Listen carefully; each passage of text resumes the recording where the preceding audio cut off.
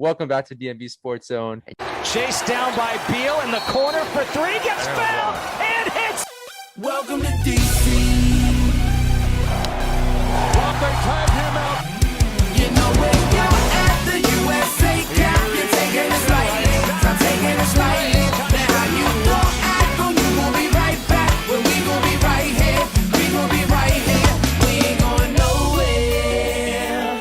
Welcome to DC. DC, the home of Chuck Brown. Oh, you don't know the sound? Well, let me break it down. What is going on, everybody? It's your boy Abdullah coming at you with another video for the channel. Welcome back to the DMV Sports Zone. And in today, guys, I have a special guest for the channel, Lauren Russell, aka Shegotsports. Lauren, can you please introduce yourself to the few people that don't know who you are? Oh no, I think there's a lot of people. Like the majority of the earth.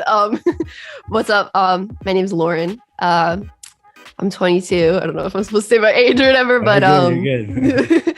I run a YouTube channel called Shegotsports, and yeah, that's me. The first thing that we all want to know, what was your journey of creating content on YouTube? I think I started recording videos summer 2016, like summer 2016. And I was going into my senior year of high school then, so I was technically, I guess you could say, junior in high school. But I didn't really record much when I was in high school because a weird thing was like I didn't want anyone to find out. Like I feel like I was kind of embarrassed. Like I was just like, it was like a big fear of mine that someone would find out, which is like not the way to act. Like when I look back on that, I regret that so much. Like no one should act like that. Don't care what other people think. Like that's such a, if people are like going to judge you for doing something, like that's so lame. Like why would people knock you for trying something? But back then it wasn't really my priority either. Like I was in school and I was playing sports and like I want to get home till 5 and I have to do my homework. It just wasn't a priority. I record like once every 2 months or something. Then I get to college, fall 2017, and that's when I really started recording, because like you get a new schedule, you're not at school from 8 a.m. to 5 p.m. So I was like, oh, like I have all this time, like I have this block of time in between classes here, blah blah blah. I was like, oh, like I can just record. So like if news was breaking, it was just so much easier for me to record because I wasn't consistently in school. So that's when I started taking it seriously, and yeah, I guess it's been growing ever since then. It just, I would say over the years, more and more, like it became more and more serious. I became more and more consistent. And yeah. With that, did you have any favorite sports content creators that you looked up to? Just like watching? Honestly, when I started on YouTube, like I did not watch like sports content creators on YouTube. Like I really didn't know that was like a thing.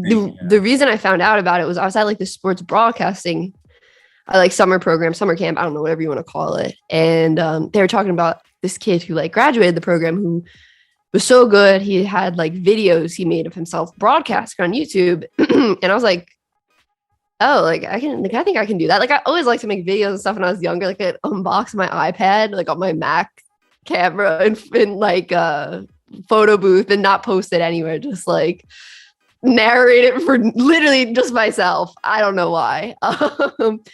And I was like, oh yeah, I can make videos. And that's kind of how it started. But like now I definitely have like favorite content creators and stuff, like Tom Grossi, super cool dude, like Brandon Perna, that's good sports. 5 Points Vids, another great guy. I feel like I'm forgetting people. I mean, there's like a lot of great Scooter McGrew. Like there's so many good people that do so many different things. Like Pat McAfee, like I don't like, he's like, I guess it's more radio, but still it lives on YouTube. There's just so many people that do so many different and good things with it. So yeah, there's a lot of people I watch now, but back then, honestly, I didn't even know like it was a thing. Yeah, it's nice to see how big the community has gotten. It's really nice. Yeah, absolutely. I feel like a lot more people have started doing it too. Mm-hmm. Like have been more open. Like I feel like we're seeing a lot more channels open up too over like the past year or so. Mm-hmm. Yeah, I agree. Just like this channel right here. So lastly, before content creating, do you have any tips on those who want to create content on YouTube or even any social media platform? Yeah, I would say, well, one, like I kind of prefaced before, like literally don't think about what other people are going to think. Like I feel like that was my biggest mistake. Like, okay, if someone like seriously, if you think someone's going to like make fun of you for doing that, like that's like, that person is lame. Like, sorry, like why are you knocking someone for trying? Like that just doesn't make sense. Like don't don't care what anyone thinks. I think it took me a while to get over that and get past that.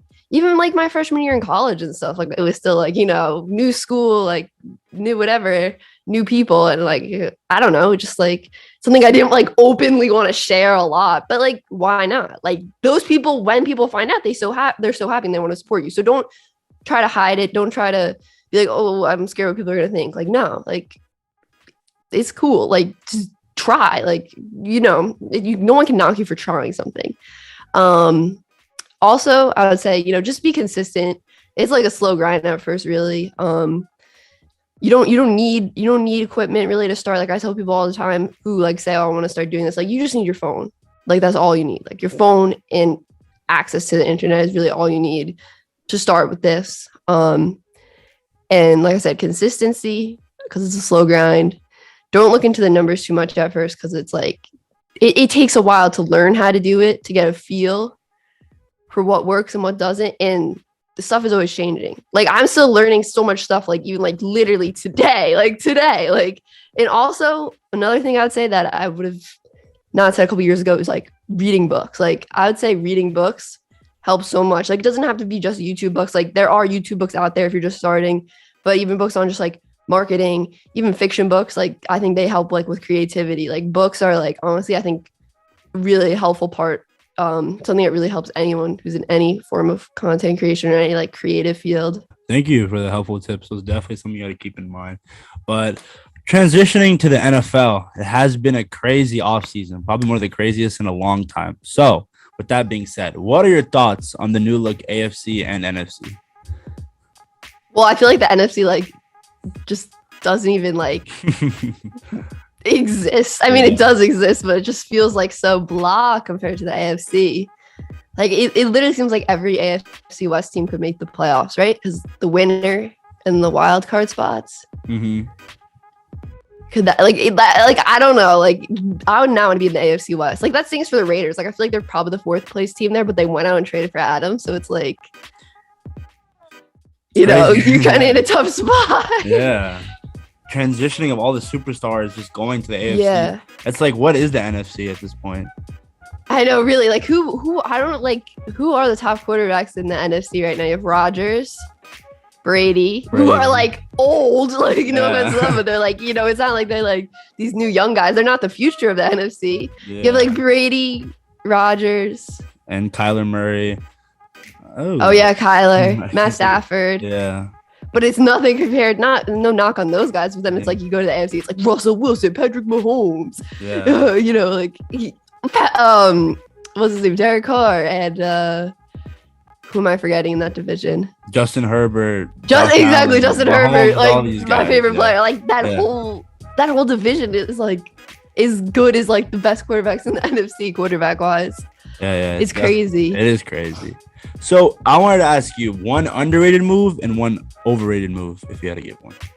Ooh, okay. Overrated move. All right. Oh, people aren't going to like this. Okay. I think an overrated move was the Dolphins trading for Tyreek.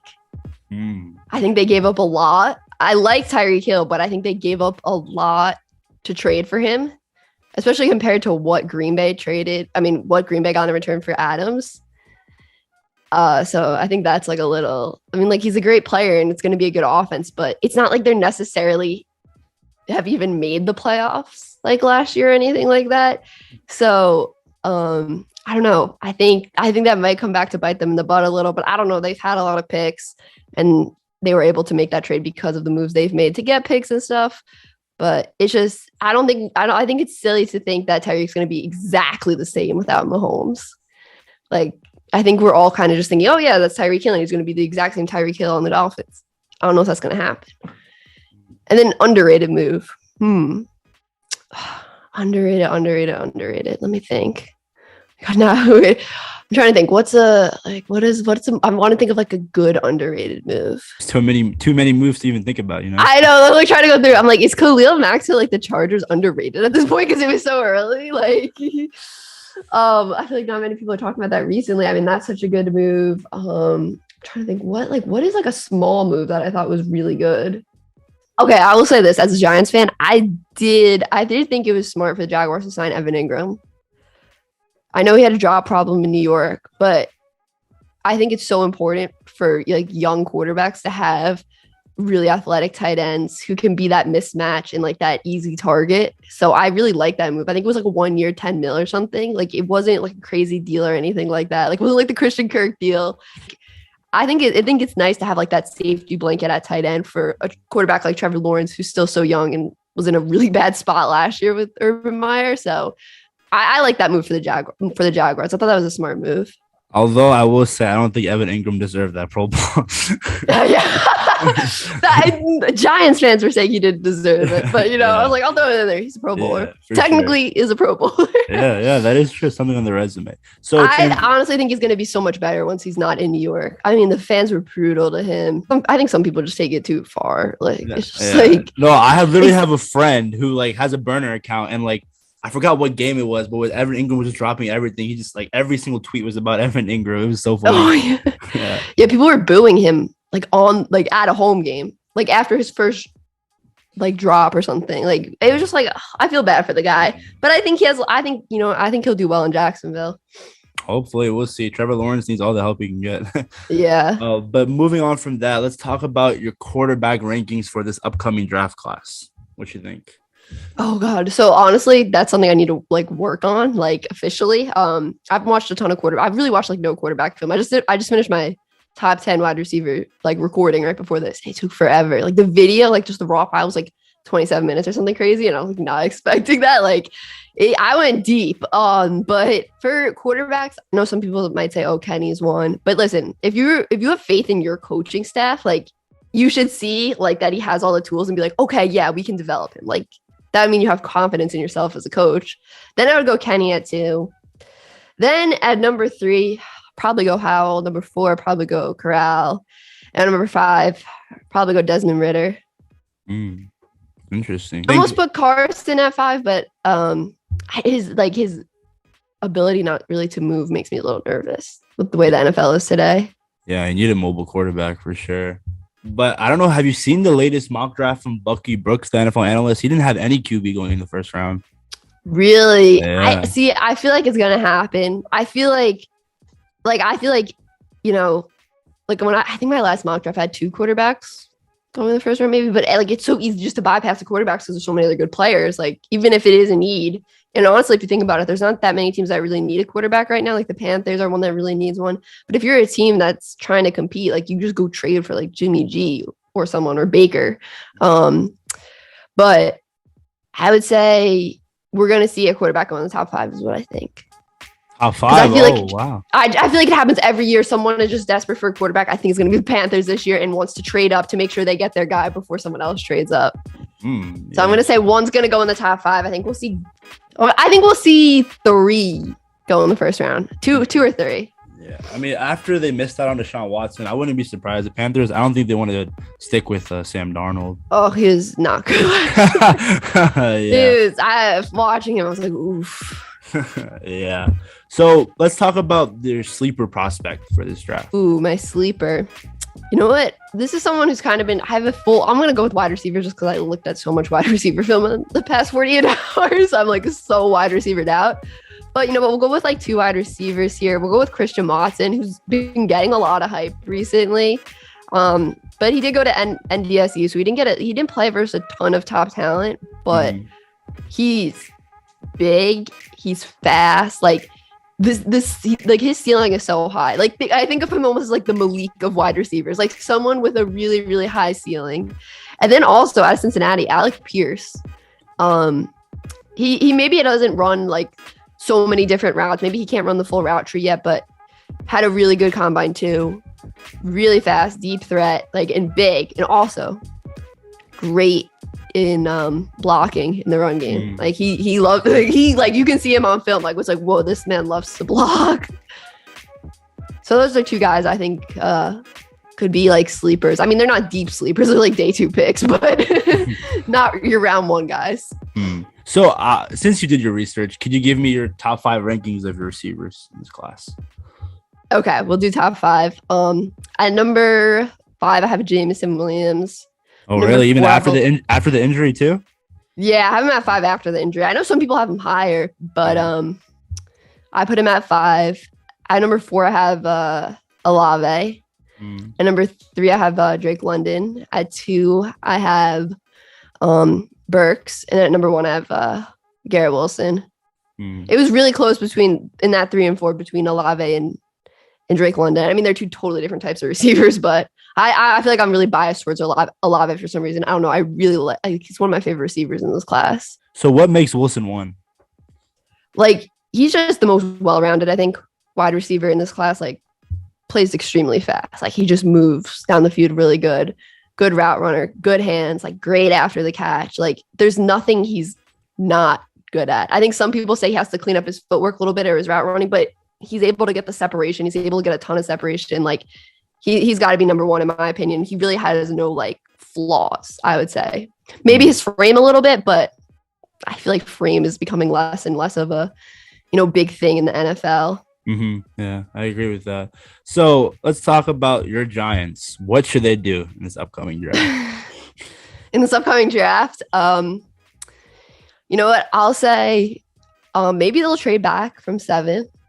Wouldn't mind that too much. I feel like they should stick at 5 because that is their pick from the season. 7 is technically the Bears pick, but you got to see who's on the board. Like, tackle.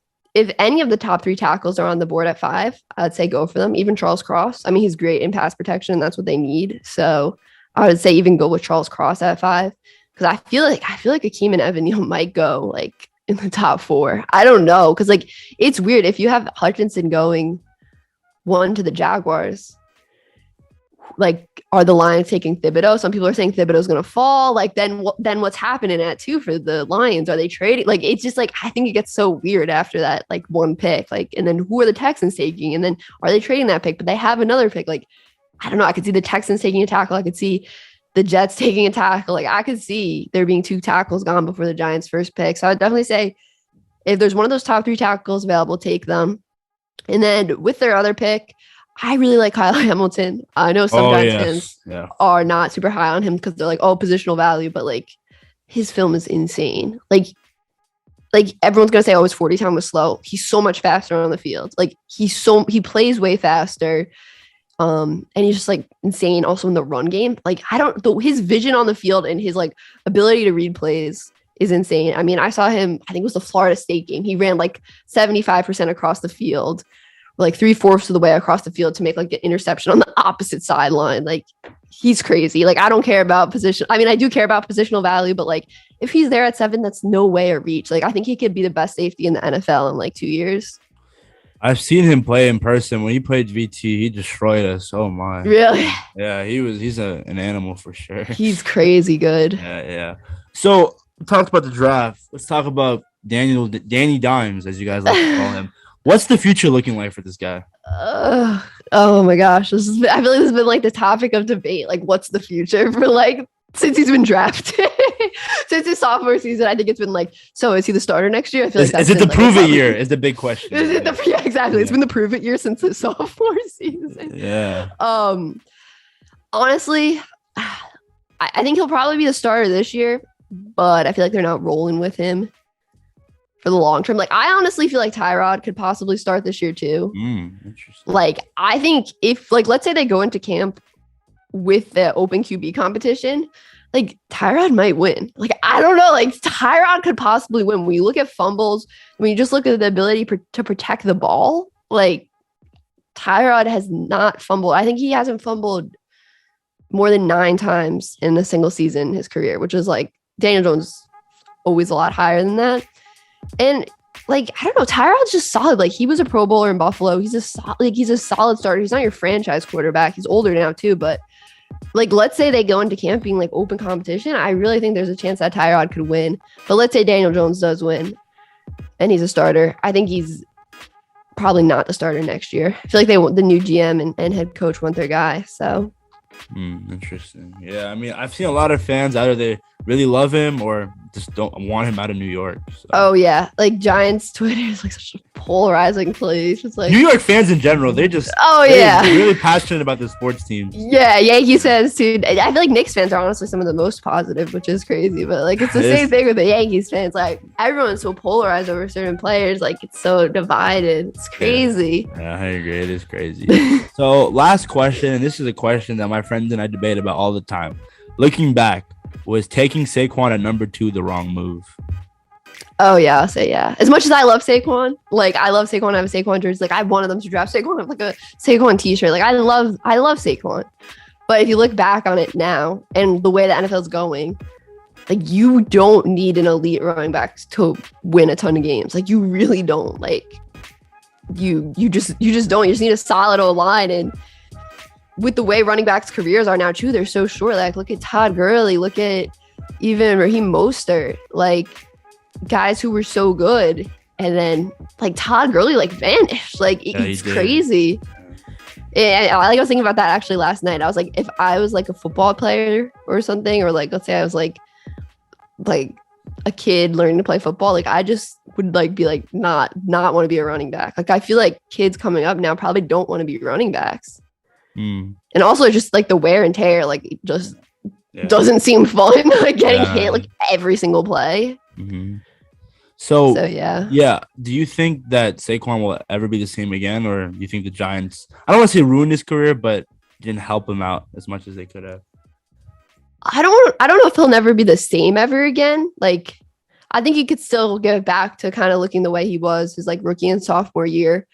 But I think it also just depends on like the play calling, the offensive line, and just how he's utilized. Like I think I saw that they're going to use him more. Dable wants to use him more as a wide receiver this year, and I think that would be really smart because he's such a great pass catcher. He is so athletic. He is a mismatch.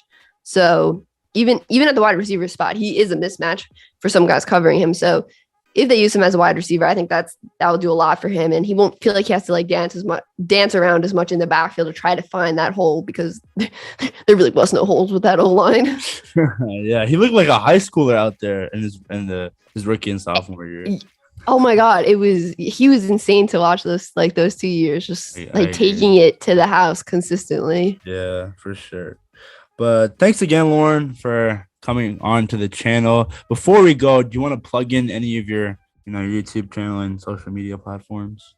Yeah, for sure. So my YouTube channel is Shegotsports, just like one word. I'm sure it'll come up if you type in it. It has two. And then my socials are pretty much the same. Shegotsports on Instagram, Shegotsports on like TikTok, Twitter, all that stuff. So all right. Well, thanks again, Lauren. Hope you guys enjoyed watching the video. Make sure to like, comment, subscribe for more DMV Sports content. And we're out. Peace.